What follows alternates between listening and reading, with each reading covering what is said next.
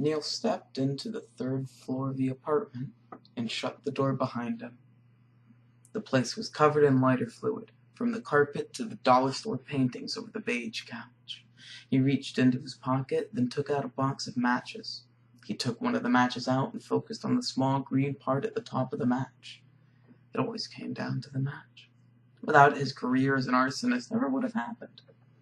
His career. Neal chuckled at the thought of his career. Hardly a career. It was more of a combination of accidents mixed with some insanity. The accident started when he burned down his parents' house, causing his parents' already tense marriage to devolve into divorce. The insanity started when he heard a knocking noise in his head. The knocking noise always got louder when he was watching a house burn down to ashes.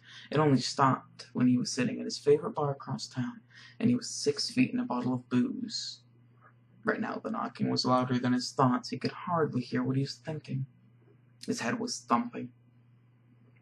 He put the match back into the box, and the box back into his pocket. He had things to do first.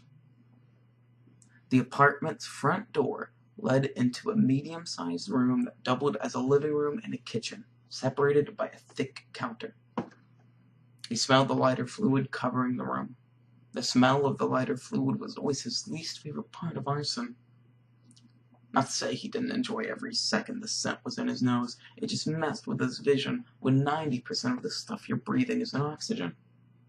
There were multiple doors leading out of this room, and he chose the one that looked most like a bedroom door. He stepped inside the room quietly and shut the door behind him. This room was also covered in lighter fluid. There was a small bed in the corner with a nightstand next to it.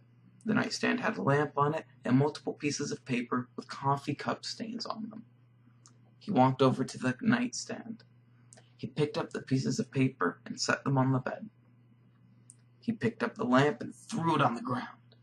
One of its ceramic shards flew up and stabbed him in the arm. He jerked his arm backwards. The gas in the room coming from the lighter fluid made his cut burn. He'd worried about this later, if there was a later.